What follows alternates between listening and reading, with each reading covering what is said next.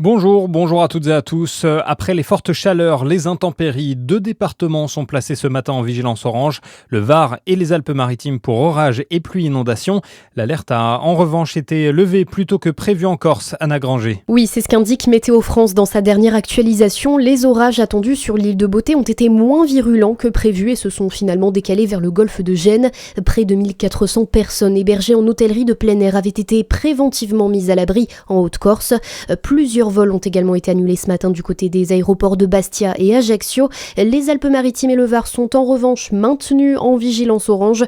Plusieurs records mensuels de cumul de pluie ont été battus en PACA et plus généralement dans toute la moitié sud du pays, sur des territoires durement frappés par la canicule et avec des sols trop secs pour absorber des quantités d'eau. Le préfet du Var fait également état ce matin de 1000 personnes privées d'électricité. Des orages qui ont également causé des dégâts dès hier soir. À Valence, un magasin Decathlon a dû être évacué en fin d'après-midi après une fuite d'eau générale. À Castelnaudary, des trompes d'eau et de la grêle se sont abattues dans la soirée en pleine fête du cassoulet, causant quelques dégâts.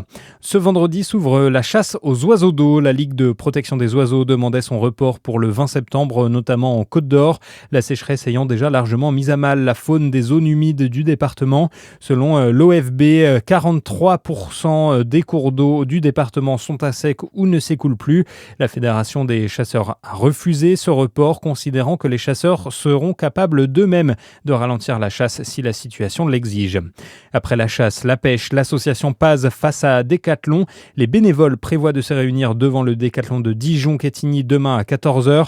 Ils protestent contre la mise en vente d'animaux vivants au sein de l'enseigne sportive.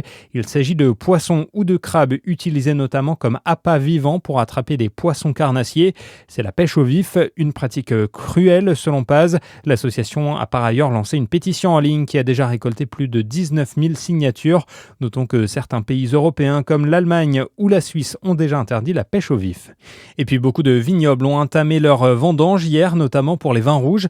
Mais en raison de la sécheresse et des canicules à répétition, les récoltes sont impactées. Souvent, les grains sont plus petits, plus sucrés et moins gorgés de jus. Notez par ailleurs que l'autorisation d'héberger des saisonniers sous toile de tente a finalement été signée. Une mesure confirmée hier soir par le ministre délégué chargé de l'industrie Sébastien Martin, et elle concerne la Côte d'Or, la Saône-et-Loire, l'Yonne et le Rhône. Le décret doit être publié au journal officiel ce vendredi. Enfin, c'est une page qui se tourne pour le cyclisme tricolore. Selon l'équipe, Julien Alaphilippe ne remontera plus en selle dans le monde professionnel. À 34 ans, le double champion du monde a décidé de mettre un terme à sa carrière. Une information que le principal intéressé n'a pas encore confirmée. À suivre, votre météo sur Fréquence Plus.